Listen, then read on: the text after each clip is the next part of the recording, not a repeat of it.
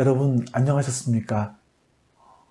참 많이 날씨가 더워졌습니다. 이렇게 더운 날에도 여러분의 삶의 자리에서 또 하나님 나라를 실천해 나가고 있는 여러분들을 정말 응원하고 또 격려합니다. 오늘도 우리 하나님 앞에 같이 예배 드리겠습니다. 먼저 신앙 고백합니다. 전능하사 천지를 만드신 하나님 아버지를 내가 믿사오며 그 외아들 우리 주 예수 그리스도를 믿사오니 이는 성령으로 잉태하사 동정녀 마리아에게 나시고 본디오 빌라도에게 고난을 받으사 십자가에 못 박혀 죽으시고 장사한 지 사흘 만에 죽은 자 가운데서 다시 살아나시며 하늘에 오르사 전능하신 하나님 우편에 앉아 계시다가 저리로서 산자와 죽은 자를 심판하러 오시리라.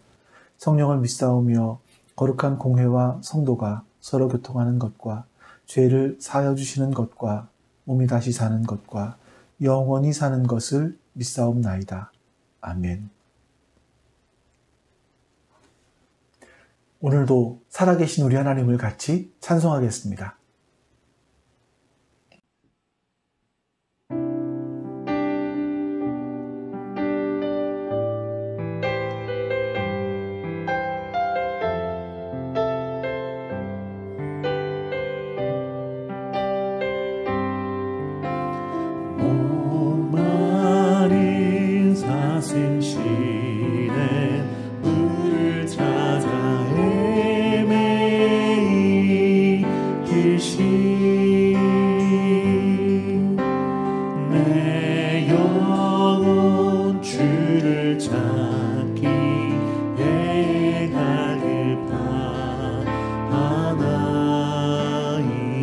목마른 사슴 시냇물을 목마른 사슴 시냇물을 찾아 헤매이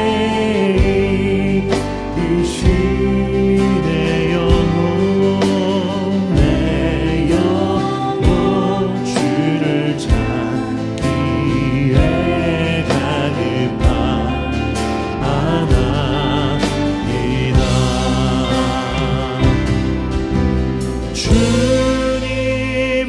주님만이 나의 힘, 나의 방패, 나의 참 소망, 나의 몸 정성 담아 저서 주님 영배합니다. 금보다 귀한 우리 주님을 찬양합니다. 금보다 귀한 나의 주님 내게 만족 주신 주,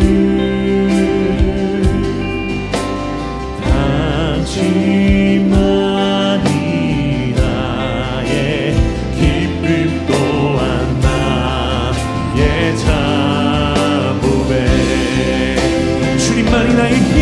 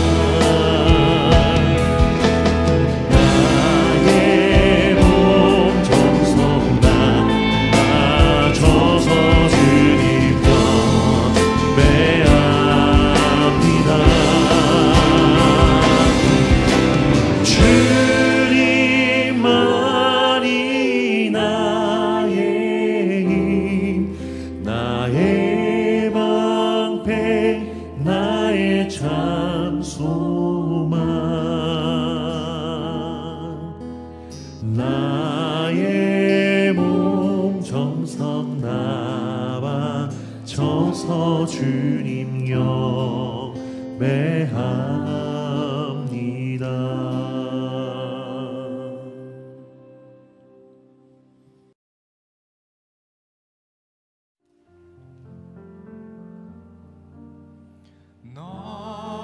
너희는 하나님을 생명 다해 사랑하라.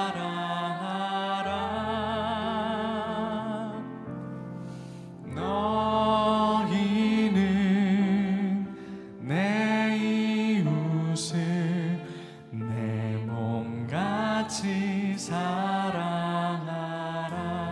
다시 한번, 너희는 하나님을, 너희는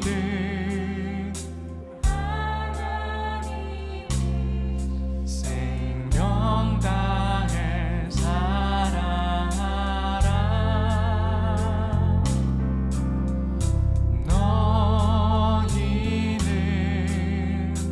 내 이웃을 내 몸같이 사랑하라. 사람아 주께서 선한 것이 무엇인지 너희에게 보이셨으니 오직 의를 행하며 이인자를 사랑하며 주와 동행할지어다. 사람아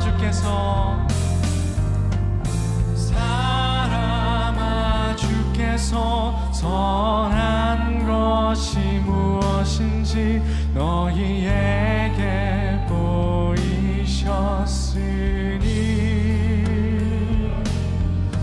오직 의를 행하며 이인자를 사랑하며 주와 동행할지어다.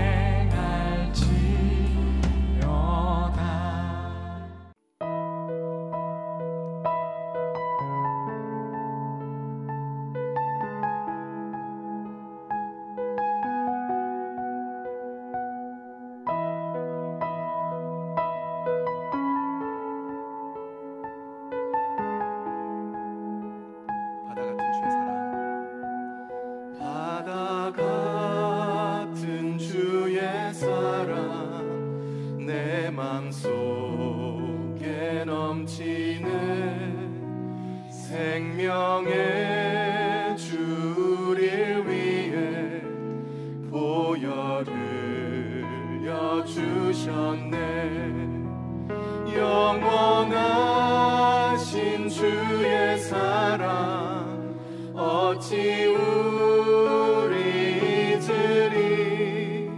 생명 주신 주님만을 영원히 찬양하리.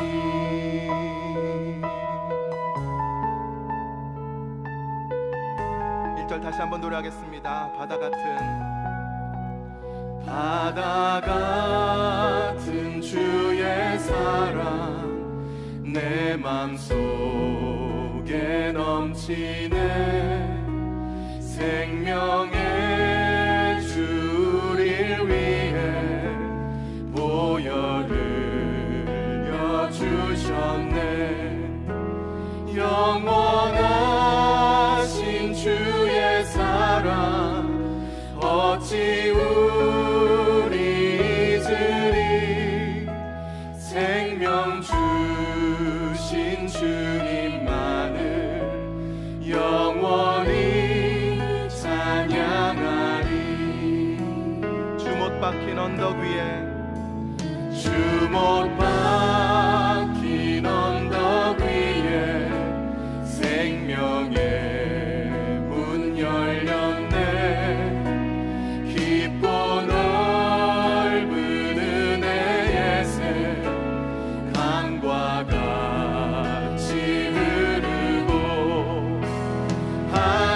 하나님의 자비하심 이 땅 위에 넘치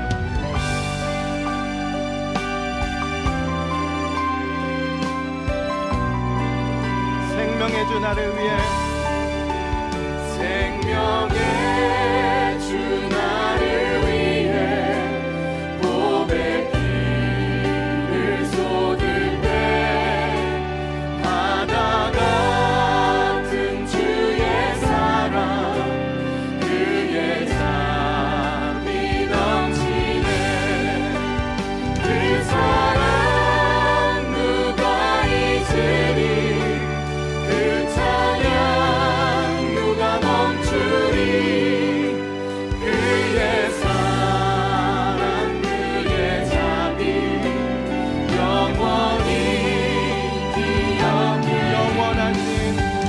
영원하신 주의 사랑 어찌 우리 잊으리 생명 주신 주님만을 영원히 찬양 생명 주신 주님만을 영원히 찬양하리.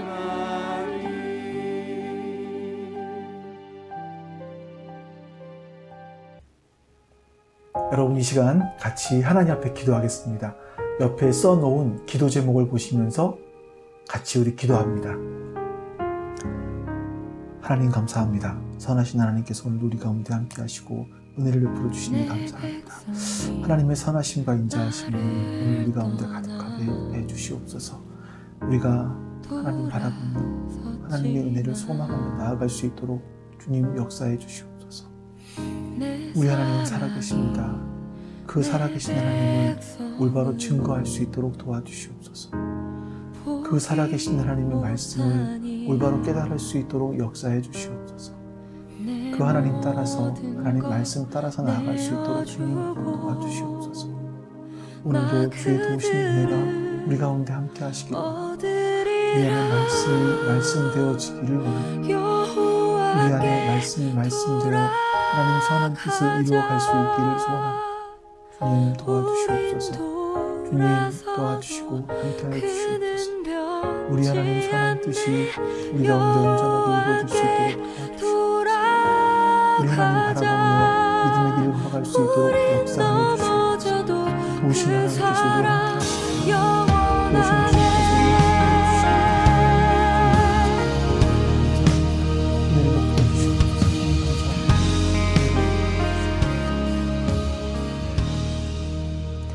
아버지 하나님, 오늘도 하나님께 예배하는 우리들을 기억하여 주시고 오늘 예배 가운데 하나님 앞에 서서 하나님을 영과 진리로 예배하는 자 되게 해 주시옵소서. 그리고 이 예배를 통하여서 우리의 영적인 부분들이 점점 더 장성해 갈 수 있도록 주님 은혜를 베풀어 주시옵소서. 하나님이 어떤 분이신지를 알고 또 예수님이 어떤 분이신지를 알아갈 수 있도록 주님 은혜를 베풀어 주시옵소서. 감사드리며 우리 주 예수 그리스도의 이름으로 기도하옵나이다. 아멘.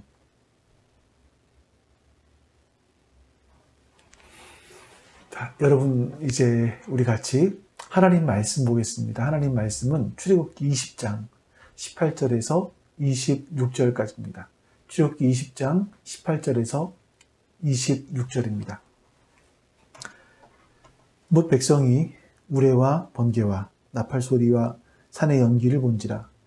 그들이 볼 때에 떨며 멀리 서서 모세에게 이르되 당신이 우리에게 말씀하소서 우리가 들으리이다. 하나님이 우리에게 말씀하시지 말게 하소서 우리가 죽을까 하나이다. 모세가 백성에게 이르되 두려워하지 말라.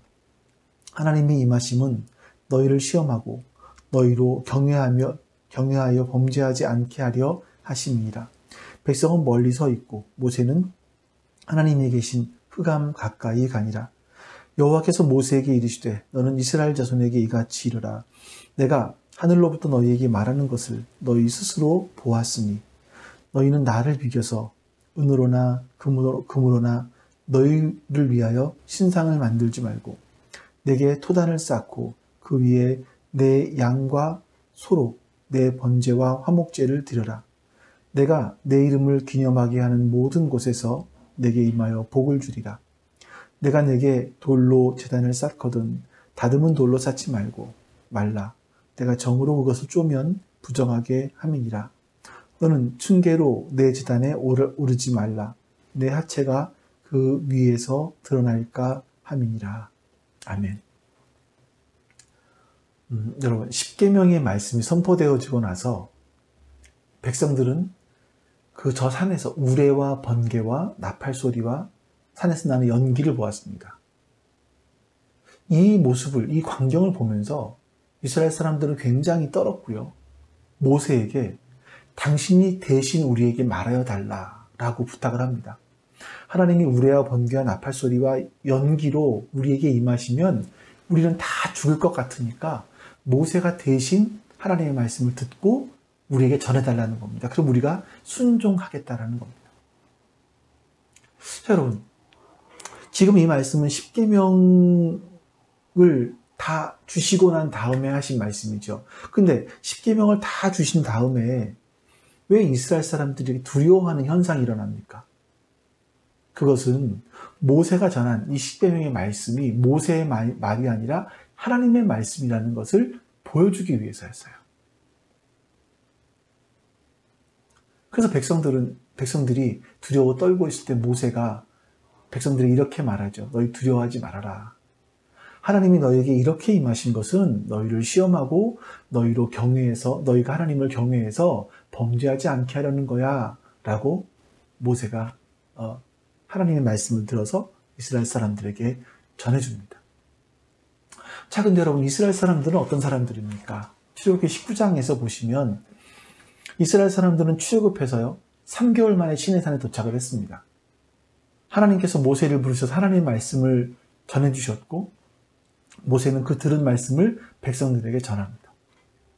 그 중심 내용이 이거였어요. 너희가 나와 계약을 하자 하시면서 말씀하신 중심 내용이 뭐냐면 내가 너희를 어떻게 구원하는지 너희가 보지 않았니? 온 세계가 다 나에게 속해 있어. 그러니까 너희가 내 말을 잘 듣고 내 언약을 지키면 너희는 모든 민족 가운데서 나의 소유가 될 것이고 너희는 제사장 나라 거룩한 백성이 될 거야. 너희는 나의 보물이 될 거야. 이렇게 말씀하셨습니다. 백성들이 이 말을 듣고 일제히 우리 하나님 말씀에 순종하겠습니다. 이렇게 합니다. 그래서 모세가 다시 하나님께 가서 이 말씀을 전했고 하나님께서 모세에게 또 말씀하십니다. 내가 빽빽한 구름 가운데서 너에게 임하는 것은 내가 너와 말하는 것을 백성들이 다 듣고 또 너를 영원히 믿게 하려는 거야. 그리고 3일 만에 백성들이 나를 만날 준비를 하게 해 라고 말씀하십니다. 16절에서 하나님께서 이스라엘을 만나주시는 장면이 나오는데 이렇게 말씀합니다. 셋째 날 아침에 우레와 번개와 빽빽한 구름이 산 위에 있고 나팔 소리가 매우 크게 들리니 진중에 있는 모든 백성이 다 떨더라. 자, 이렇게 만나주시는 이유가 뭐냐면 모세가 전하는 말이 모세 개인의 말이 아니라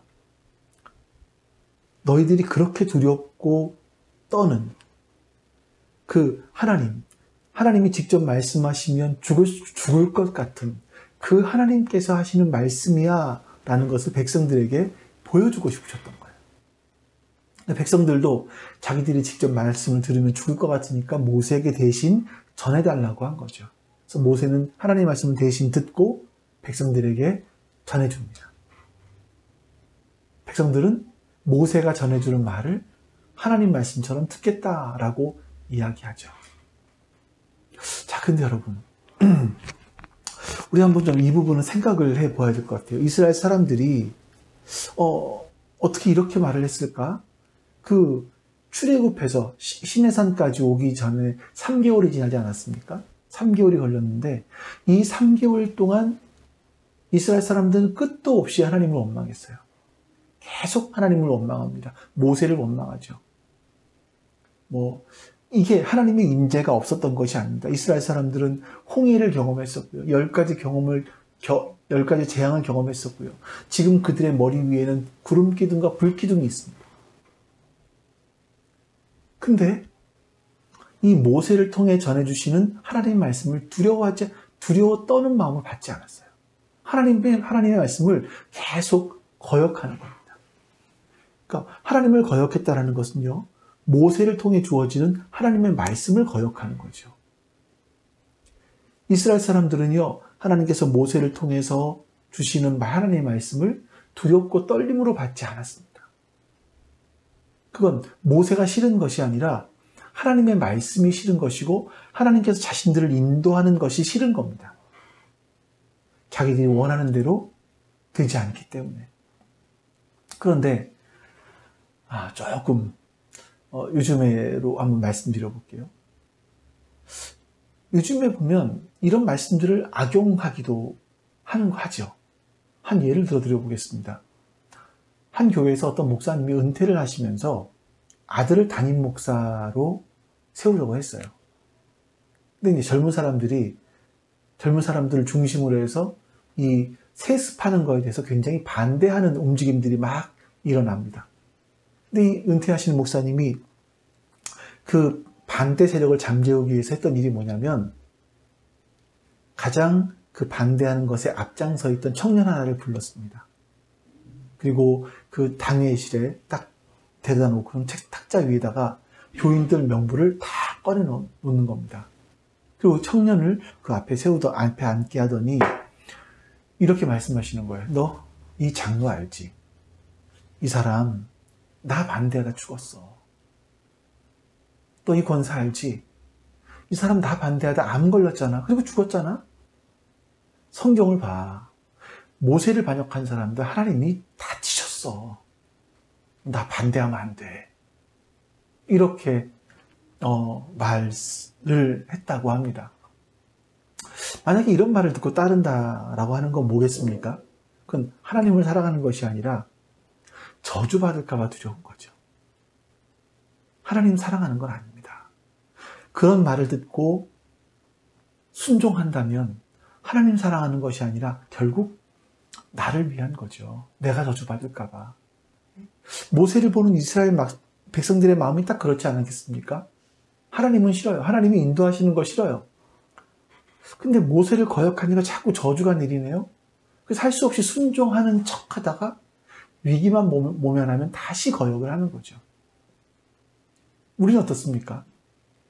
여러분, 우리가 정말 하나님을 사랑해서 하나님 말씀을 듣고 있습니까? 혹시 이렇게 안 하면 하나님께 벌 받을까 봐 두려워하지 않습니까? 두려워서 순종하는 건 아닙니까? 혹시 지옥이 있으면 어떡해요?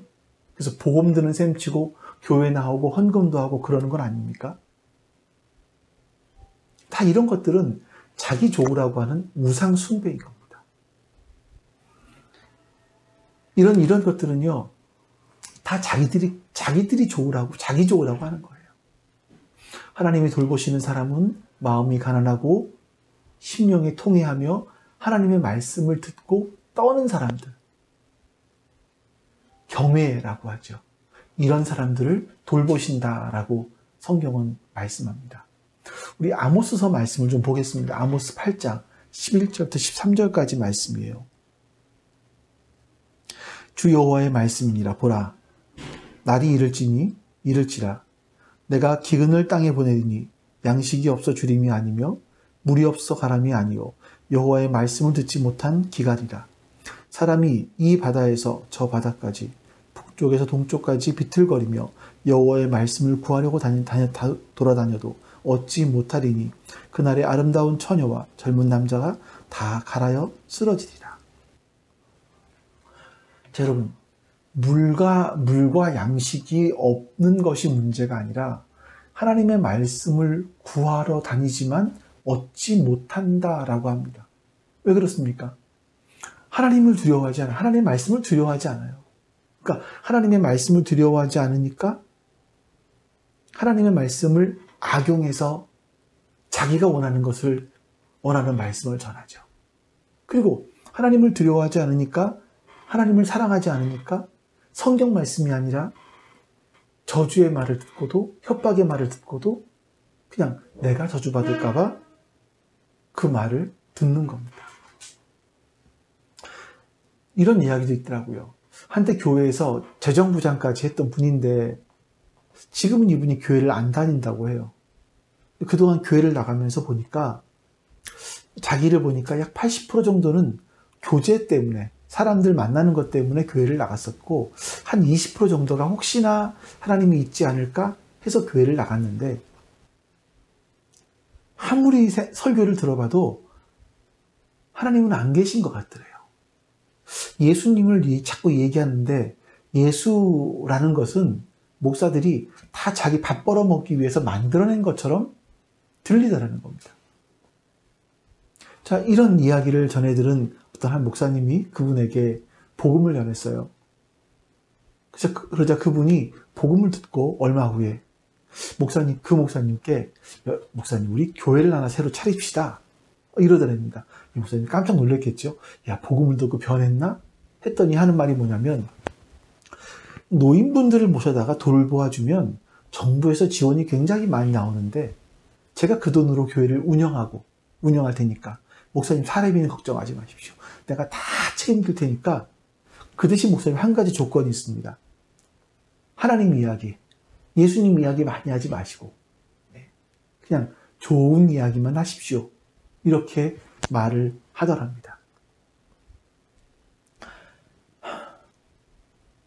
하나님의 말씀이 이런 분들에게 어떻게 두렵고 떨림으로 들리겠습니까? 여러분 한번 잘 생각해 보세요. 예수님이 오신 모습을 보면 하나님이 말씀이 육신이 되어서 이 땅에 오셨습니다. 예수님은요, 사람들이 직접 보거나 들으면 두려워 떨려서 죽을 것 같았던, 죽을 수밖에 없는 그 영광을 다 버리고 종의 모습으로 인간으로 이 땅에 오셨습니다. 근데 사람들이 그 영광을 알아보지를 못해요. 아무도 예수님이 하나님이라는 것을 알아보지 못합니다. 사람들이 하나님이신 예수님께 침을 뱉고 주먹으로 치고 매를 때리고 저주라고 여겼던 그 십자가에 못 박아 죽였습니다. 근데 그분이 3일 만에 다시 부활하십니다. 살아나십니다. 사람들이 이 말씀을 이걸 그대로 전할 때 사람들은 어찌할꼬 하면서 회개했고요. 또 반대편인 사람들은 그런 사람들을 가리켜서 돌로 쳐서 죽이려고 했습니다. 그러니까 하나님의 말씀이 바로 전하여지면 이렇게 다른 반응이 나타나는 거예요. 말씀을 듣고 한편에서는 어찌할꼬 하면서 회개하고 어떤 한편에서는 돌로 치려고 하고 말씀이 제대로 전해지면. 근데 지금 어떻습니까, 여러분? 혹시 여러분들 저의 말씀을, 제가 전하는 하나님 말씀을 들으시고 또 TV에서 나오는 그런 목사님들 설교를 들으시고 돌로 치려고 하는 마음이 드실 때가 있습니까? 아마 그러는 경우는 거의 없지 않을까요? 이건 어쩌면 저부터 시작해서 사람들에게 좋게 하기 위해서 말씀을 전하고 있기 때문은 아닌가 하는 생각이 들어요. 하나님의 말씀 앞에 두려워 떠는 일이 우리 가운데 일어나지를 않고 있는 겁니다. 사람들 역시 하나님 말씀에 별로 관심이 있지 않아요. 내 마음에 들면 교회를 나오고 내 마음에 들지 않으면 다른 교회 옮기면 되지 뭐.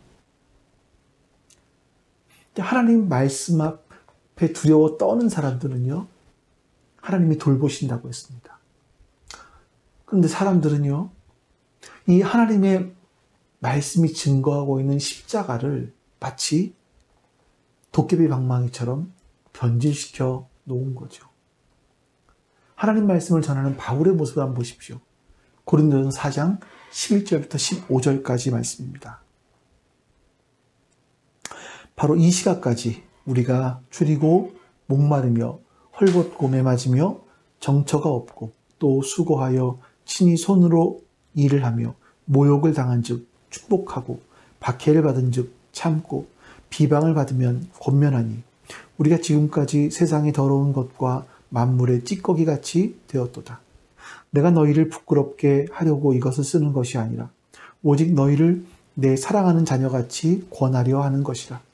그리스도 안에서 일만 스승이 있을 때 아버지는 많지 아니하니 그리스도 예수 안에서 내가 복음으로써 너희를 낳았습니다. 여러분, 바울이 자신을 만물의 찌꺼기 같다라고 고백을 해요. 그러면서 오직 십자가, 복음만 전했다라고 말씀합니다. 근데 이 바울이 마치 그런 찌꺼기와 같은 모습으로 십자가 복음을 전했을 때 어떤 일이 일어났습니까? 데살로니가전서 2장 13절 말씀이에요. 이러므로 우리가 하나님께 끊임없이 감사함은 너희가 우리에게 들은 바 하나님의 말씀을 받을 때에 사람의 말로 받지 아니하고 하나님의 말씀으로 받음이니 진실로 그러하도다. 이 말씀이 또한 너희 믿는 자 가운데에서 역사하느니라. 여러분, 바울 사도가 만물의 찌꺼기 같은 모습으로 하나님 말씀을 전했습니다. 그때 데살로니가 교인들은요, 이 바울의 말을 바울 개인의 말이 아니라 사람의 말이 아니라 하나님의 말씀으로 받았다라고 전하고 있습니다. 이렇게 되는 것은 말씀이 너희 믿음 가운데서 역사하고 있기 때문이다 라고 말하는 거죠. 여러분, 세상의 더러운 것과 만물의 찌꺼기 같은 취급을 받으면서 복음을 전했는데 바울이 전한 복음을 사람의 말로 듣지 않고 하나님 말씀으로 받았다는 것은요, 참 우리에게 얼마나 놀라운지를 모릅니다. 하나님 말씀이 살아서 역사하는 바로 그런 현장인 겁니다. 여러분 보세요. 구약에서 우리가 복음 출애굽기에서 하나님의 말씀이 우레와 나팔 소리와 캄캄한 흑암의 엄청난 그런 흑암으로 말미암아 엄청난 두려움 가운데 떨면서 하나님의 말씀을 전하지만 그들은 믿지 않았어요. 지금 이 시대에 오늘날이라도 이런 방법으로 전하면 사람들이 믿을까요? 사람들은 기적을 요구하고 표적을 요구합니다. 근데 이렇게 기적을 통하여서 하나님의 말씀을 전한다고 사람들이 믿겠습니까? 그렇지 않습니다. 미련해 보이지만, 어리석어 보이지만 십자가의 도를 증거하는 것이 하나님께서 기뻐하는 것이고, 고린도전서 1장에 보니까 십자가의 도가 멸망하는 자들에게는 미련한 것이고 구원을 얻는 자들에게는 하나님의 능력이라 했습니다. 이렇게 하시는 이유는 세상의 지혜와 총명을 폐하시고 미련하게 하셨기 때문이다 라고 말씀하고 있어요. 여러분, 세상의 지혜로는 하나님을 알 수 없습니다. 유대인들은 표적을 구하고 헬라인들은 지혜를 구하지만 우리는 십자가에 못 박히신 예수님만 전합니다. 그것이 유대인들에게는 꺼리는 것이었고 이방인들에게는 미련한 것이었지만 오직 부르심을 입은 자들에게는 하나님의 미련하고 어리석은 십자가, 그 십자가가 하나님의 능력이고 하나님의 지혜라는 걸 알게 됩니다. 그래서 믿는 자들에게는요, 예수님이 지혜와 의로움과 거룩함과 구원이 되는 거죠. 여러분, 이 십자가의 도는요, 기적도 아니고 표적도 아닙니다. 그런데 이 십자가의 복음을 듣고 믿는 자들이 나온다는 게 참 놀랍지 않습니까? 말씀의 성취인 겁니다. 말씀 볼게요. 오늘 본문 22절입니다. 여호와께서 모세에게 이르시되 너는 이스라엘 자손에게 이같이 이르라. 내가 하늘로부터 너희에게 말하는 것을 너희 스스로 보았으니. 여호와께서 모세를 통해서 이스라엘 백성들에게 말씀을 하십니다. 모세에게는 친히 하나님의 음성으로 말씀을 전해주세요. 그런데 이스라엘 백성들은 내가 하늘로부터 너희에게 말하는 것을 보았다라고 말씀하시는 거예요. 말씀하시는 건 들어야 되는 거 아닌가요? 근데 보았다라고 말씀하실까요? 이게 뭔지 18절 말씀을 좀 보시죠. 뭇 백성이 우레와 번개와 나팔 소리와 산의 연기를 본지라. 그들이 볼 때에 떨며 멀리 서서. 하나님의 말씀이 이스라엘 사람들에게는 우레와 번개와 나팔 소리로 들렸고 산의 연기로 보인 겁니다. 근데 그 음성을 모세는 알아들었다라는 거예요. 여러분 신약에서 보시면 비슷한 모습들이 나옵니다. 사울이 예수님 믿는 사람들을 잡으러 가다가 대낮에 이 태양보다 더 밝은 빛을 보게 됐죠. 사울과 이레인들이 다 땅에 엎드렸습니다. 근데 사울에게만 그 말씀이 들렸습니다. 다른 사람들은 빛만 보았다고 하고 아무 말도 듣지 못했다고 말하고 있습니다.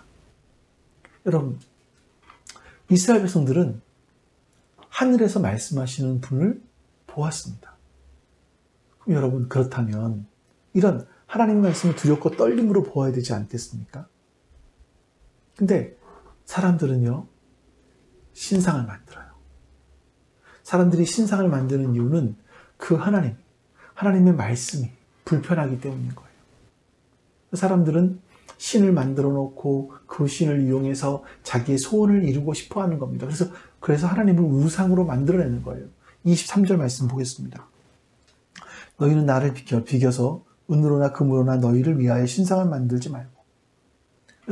하나님께서는 너희를 위해서 어떤 형상도 만들지 말라라고 말씀하시는 거예요.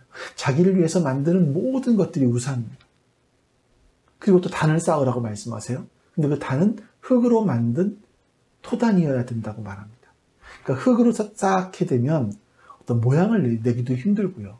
또 한 번 제사를 지내고 나면 불을 붙이니까 이제 그 습기가 없으니까 다 그냥 무너져 버리고 맙니다. 비가 오거나 바람이 불어도 무너져 버리고 말죠. 그래서 왜 하나님은 굳이 흙으로 단을 쌓으라고 말씀하실까요? 25절에 보세요.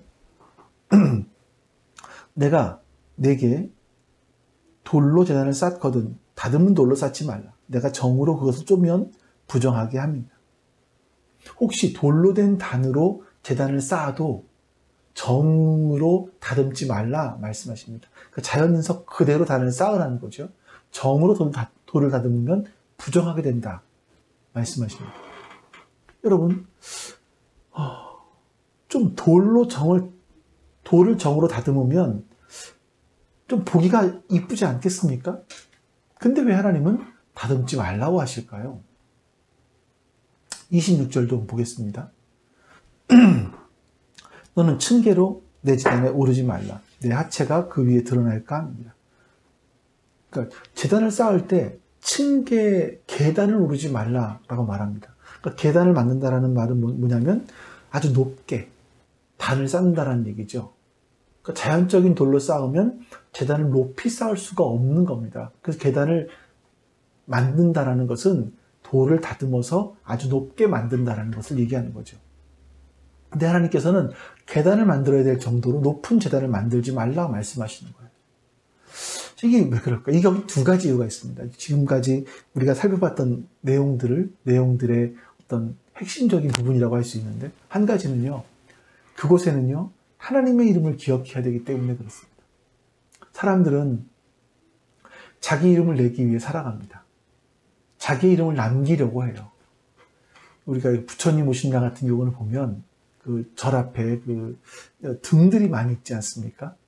다 아실 거예요. 등 하나에 절 가까이 있는 것은 굉장히 비싸고 멀리 있는 것은 싸고, 그 절 가까이에 있는 것, 절 안에 있는 것들은 그 안에 다 이름들이 들어있죠.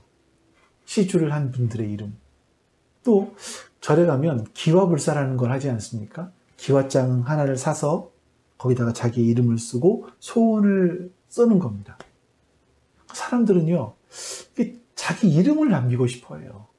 그 어떤 사람들은 꼭 하지 말라고 하는데 어떤 큰 벽에다가 자기 이름을 새겨넣기도 하죠. 계곡 같은 데 가면 바위에다가 자기 이름을 새겨넣기도 합니다. 이런 모습들은 인간의 본성이 아닌가 싶어요. 교회도 마찬가지입니다. 교회도 보면요, 사람들은 자기 이름을 굉장히 높이기를 원해요. 예전에 제가 처음 부교육자 생활을 했을 때, 근데 제가 주보를 좀 만들었습니다. 근데 헌금 명단을 보니까 쭉 차례대로 기록을 하는데, 가나다 순으로 하면 좋을 것 같은데 이 가나다 순이 아니고 좀 이상한 순서로 되어 있는 거예요. 잘 모르겠는 그런 순서. 그래서 다른 교육자에게 물었습니다. 이건 무슨 순서냐? 라고 했더니 직분순이라는 겁니다. 장로가 제일 앞에 나오고 뭐 권사, 안수집사, 이 순서를 잘못 건드리면 큰일 난다는 거죠. 사람들은요, 이렇게 자기 이름을 내고 싶어 합니다. 근데 하나님께서는 자기 이름을 기념하게 하는 곳에, 하나님의 이름을 기념하게 하는 곳에 흙으로 단을 쌓으라고 하시죠. 사람의 솜씨를 뽐내지 못하도록 흙으로 단을 쌓으라는 겁니다. 혹시 돌로 쌓더라도 자연석을 그대로 단을 쌓으라는 거예요. 정으로 다듬지 말라고 하십니다. 사람의 솜씨가 제단에 들어가면 부정해진다라고까지 말씀하세요. 이렇게 제단을 쌓아야 되는 이유는요, 하나님의 이름을 기념하게 하는 곳에서, 그 하나님의 이름을 기념하는 곳에서 번제와 화목제물을 드려야 되기 때문입니다. 번제와 화목제를 간단하게 예배라고도 볼 수 있겠지만, 번제 속에는요, 번제의 제물을 다 불로 태우지 않습니까? 그러니까 하나님 앞에 드린 소나 양을 잡아서 불로 태워드리는 게 번제입니다. 근데 이 불로 태운다라는 게 뭐냐면, 하나님은 소멸하는 불이시잖아요. 이건 하나님의 심판을 의미합니다. 이런 심판이 있어야 그 다음에 뭐가 옵니까? 하나님과 화목하게 되는 거예요. 그래서 번제와 화목제를 드리기 위해서, 그러니까 올바른 예배를 드리기 위해서 하나님의 이름을 기념하게 하는 곳에 사람이 자신의 공로가 드러나는, 자신의 어떤 이름이 드러나는 그런 흙으로 제단을 쌓지 말고, 하나님의 이름만 나타낼 수 있는 그 흙으로 제단을 쌓고, 그 돌도 정으로 쪼지 말고 라고 말씀하시는 거예요. 이렇게 제사를 드릴 때 하나님이 복을 주신다라고 말씀하시는 겁니다. 하나님께 드려지는 것은, 내가 하나님께 드린 것이 다 불에 태워지는 걸 보면서, 내가 인간이 하나님 앞에 나아갈 수 없는 존재이구나 라는 걸 깨닫는 거죠. 이게 정말 놀라운 복입니다. 하나님은 이런 복을 주신다고 말씀하시는데, 이게 왜 복인지 그건 좀 이따가 두 번째 이유를 말씀드리고 또 설명드리겠습니다. 두 번째 이유는, 층계를 만들어서 올라가면, 높이 올라가면 제물을 드리는 자의 하체가 그 위에 드러나게 될까 한다라고 말씀하세요. 이 하체가 드러나면 안 되는 이유가 뭐겠습니까? 그냥 창피하니까. 이 하체가 드러난다는 거 벌거벗음이거든요. 벌거벗음이라는 것은 에덴 동산에서 아담과 하와가 범죄한 이후에 벌거벗었다라는 것은 인간의 죄를 나타내는 어떤 부끄러움을 표현하는 단어입니다. 자, 여러분, 성경을 잘 보시면요, 우리 같은 경우는 이제 아이들이 태어나면 굉장히 축하해 주지 않습니까? 우리나라 같이 이렇게 지금 출산율이 2명이 결혼해서 1명도 낳지 못하는 그런 시대가 되어버리면 아이들 낳은 것이 얼마나 복인지를 몰라요. 뭐 100일 잔치, 뭐 돌잔치, 뭐 계속 이렇게 해서 축하해 줍니다. 성경을 보시면 인간이 태어나는 것이 부정하다고 말씀하세요. 레위기 12장 1절부터 8절에 보면, 여인이 남자를 낳으면 이래 동안 부정하고 월경할 때와 같이 부정하다라고 말합니다. 8째 날에 그 아이를 할례를 하죠. 그렇게 해도 여자는 33일간 지나야지만 정결 예식을 하고 정결해진다라고 합니다. 거기다가 이 여인이 아들이 아닌 여자를 낳았을 경우는 남자보다 2배의 정결 기간이 필요하다라고 말합니다. 여러분, 아이가 태어나는 것을 성경에서 이게 부정해서 정결하게 해야 된다고 말하는 이유가 뭡니까? 그것은 아담과 하와의 범죄 이후에 인간들이 태어나기 때문에 그래요. 사람의 죄악 중에 잉태했기 때문에 그런 겁니다. 하나님께서는 아브라함에게 약속의 자녀를 주실 때 할례 이후에 주셨어요. 그래서 인간의 생식 능력으로 태어나는 자들이 하나님의 자녀가 아니라 약속의 자녀로 태어나야 하나님의 자녀라고 말씀하시는 겁니다. 우리 갈라디아서 4장 21절부터 31절 말씀, 좀 길지만 여러분 한번 제가 읽어보겠습니다. 내게 말하라. 율법 아래에 있고자 하는 자들아, 율법을 듣지 못하였느냐? 기록된 바 아브라함에게 두 아들이 있으니 하나는 여종에게서 하나는 자유 있는 여자에게서 났다 하였으며 여종에게서는 육체를 따라 났고 자유 있는 여자에게서는 약속으로 말미암았느니라. 이것은 비유니 이 여자들은 두 언약이라. 하나는 신의 산으로부터 종을 낳은 자니 곧 하갈이라. 이 하갈은 아라비아에 있는 신의 산으로서 지금 있는 예루살렘과 같은 곳이니 그가 그 자녀들과 더불어 종 노릇하고 오직 위에 있는 예루살렘은 자유자니 곧 우리 어머니라. 기록된 바 잉태하지 못한 자여 즐거워하라. 산고를 모르는 자여 소리질러 외치라. 이는 홀로 사는 자의 자녀가 남편 있는 자의 자녀보다 많음이라 하였으니 형제들아 너희는 이삭과 같이 약속의 자녀라. 그러나 그때 육체를 따라 난 자가 성령을 따라 난 자를 박해한 것 같이 이제도 그러하도다. 그러나 성경이 무엇을 말하느냐? 여종과 그 아들을 내쫓으라. 여종의 아들이 자유 있는 여자의 아들과 더불어 유업을 얻지 못하리라 하였느니라. 그런즉 형제들아 우리는 여종의 자녀가 아니요 자유 있는 여자의 자녀니라. 여러분 좀 말씀이 어렵지요? 어려운데 이 말씀을 잘 보시면 이거예요. 바울이 율법과 복음을 아브라함의 두 아들로 비유해 설명하는 겁니다. 율법은 이스마엘이고요. 이스마엘은 여종의 자식입니다. 여종에게서 난 자는 육체를 따라 태어난 것이고요. 다시 말하면 아브라함이 자신의 실력을 발휘해서 낳은 아들이죠. 그 사라의 말을 듣고 하갈을 취해서 아들을 낳았습니다. 바울은 이 하갈은 신의 산, 지금의 예루살렘이다 라고 이야기를 합니다. 그런데 이삭은요, 약속을 따라 태어났습니다. 아브라함과 사라의 능력으로는 태어날 수 없는 아이가 약속을 따라 태어난 거예요. 그래서 할례를 한 다음에 이삭이 태어나죠. 이렇게 약속을 따라 태어난 사람들은 위에 있는 예루살렘, 곧 우리 어머니다 이렇게 표현합니다. 여러분 이 말씀들이 복잡하게 말씀드렸지만 이건요 종이냐 아들이냐의 문제예요. 종은 어떤 사람들이냐면 계속해서 자기 실력을 발휘해야 하는 사람들입니다. 주인에게 잘 보이기 위해서. 근데 아들은요 어떤 솜씨를 실력을 보여야 되지 않습니다. 그래도 사랑을 받습니다.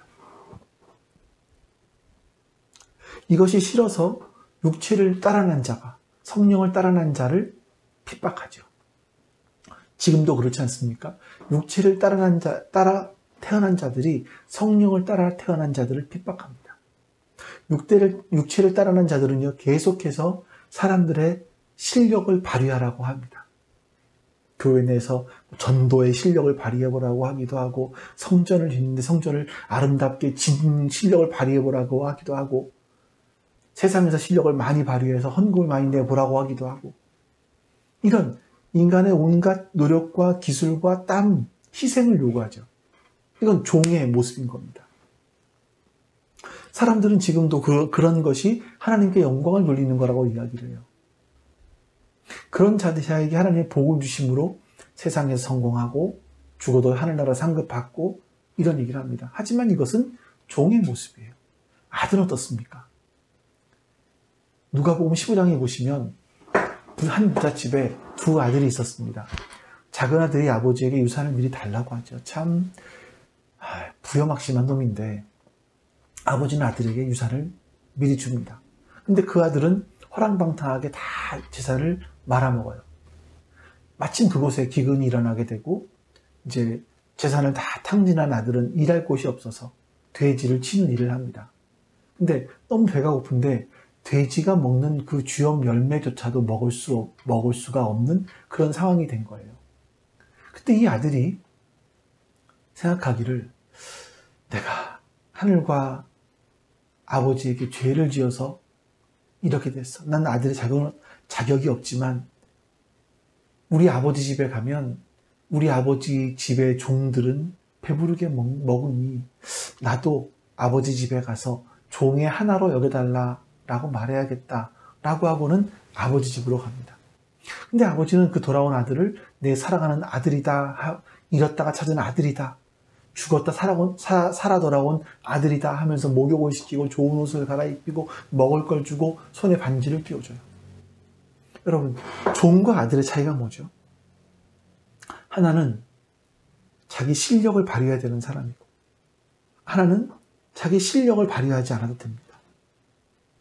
아무리 자기 실력을 발휘해도 이스마엘처럼 쫓겨날 수밖에 없어요. 우리가 주님의 이름으로 병을 고치고 귀신을 쫓아내고 능력을 행한다고 할지라도 예수님은 나는 너를 도무지 알지 못한다. 불법을 행하는 자들아 라고 말씀하시는 거예요. 이 사람들은 아들 행세를 한 거죠. 하지만 아들은 어떻습니까? 자신은 내가 아들이라 대접받을 만한 자격이 없다라는 것을 알아요. 실력을 발휘하기는커녕 내가 행한 것은 죄뿐이라는 걸 알아요. 근데 하나님은 그런 사람들을 하나님의 아들로 받아주십니다. 이게 복이에요. 하나님께서 무엇 때문에 이런 복을 주십니까? 24절에 보시면 하나님께서 자기 이름을 기념하라고 하신 곳에서 사람의 솜씨를 발휘할, 사람의 실력을 발휘할 수 없는 제단에서 번제와 화목제물을 드림으로 말미암아 심판을 예수님이 대신 다 받으시고 우리에게 하나님과 화목할 수 있는 복이 임한 겁니다.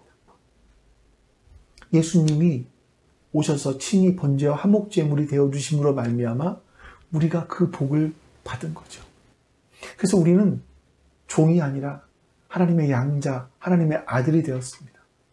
하나님의 눈에 들기 위해서 뭔가를 해야 될 것이 없습니다.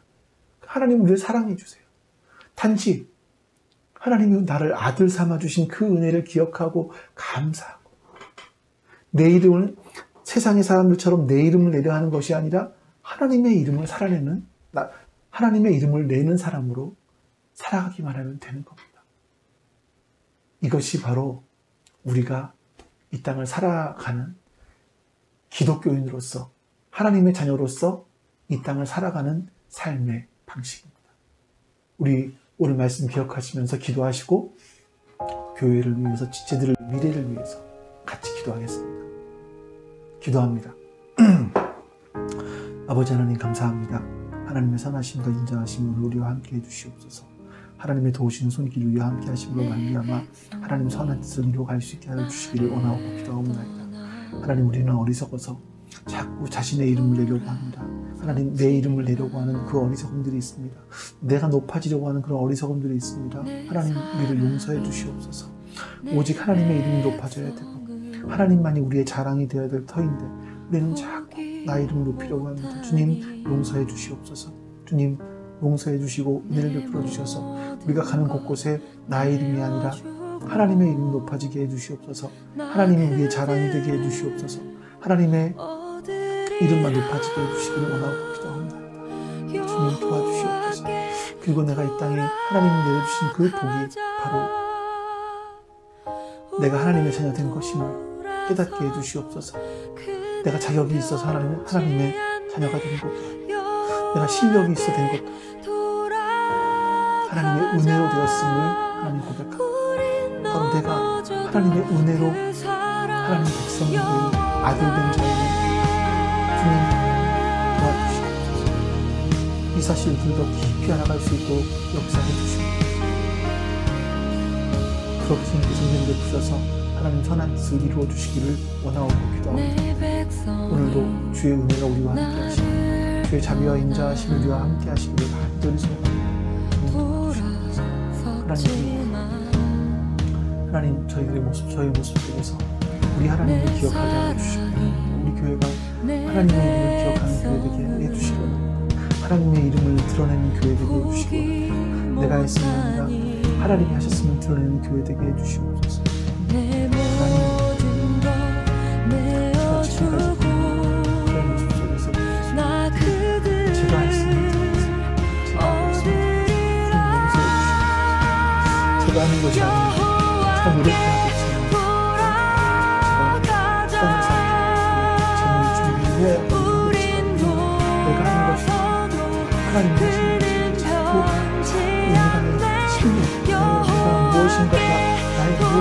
들어가라고 하면 주님 불쌍히 여겨주시고 용서해 주시옵소서. 하나님의 선하신 불쌍히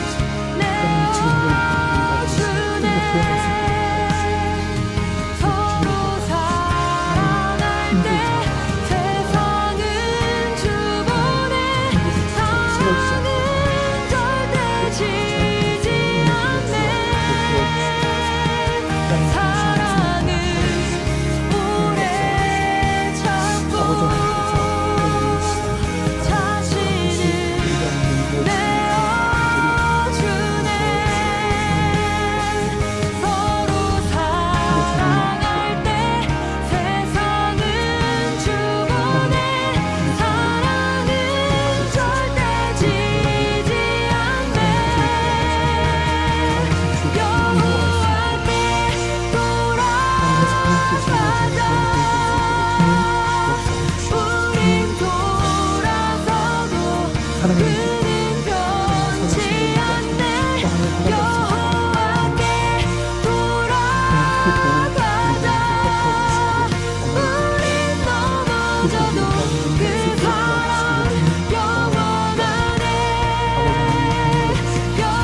하나님의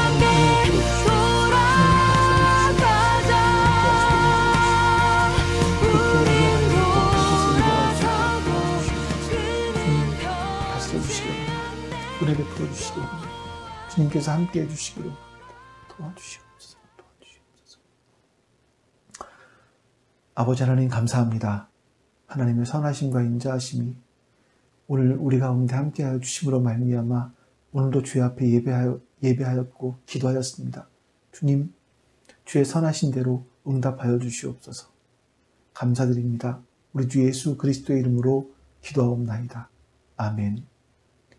하늘에 계신 우리 아버지여, 이름이 거룩히 여김을 받으시오며 나라가 임하시오며 뜻이 하늘에서 이루어진 것 같이 땅에서도 이루어지이다. 오늘 우리에게 일용할 양식을 주시옵고 우리가 우리에게 죄 지은 자를 사하여 준 것 같이 우리 죄를 사하여 주시옵고 우리를 시험에 들게 하지 마시옵고 다만 악에서 구하시옵소서. 나라와 권세와 영광이 아버지께 영원히 있사옵나이다. 아멘.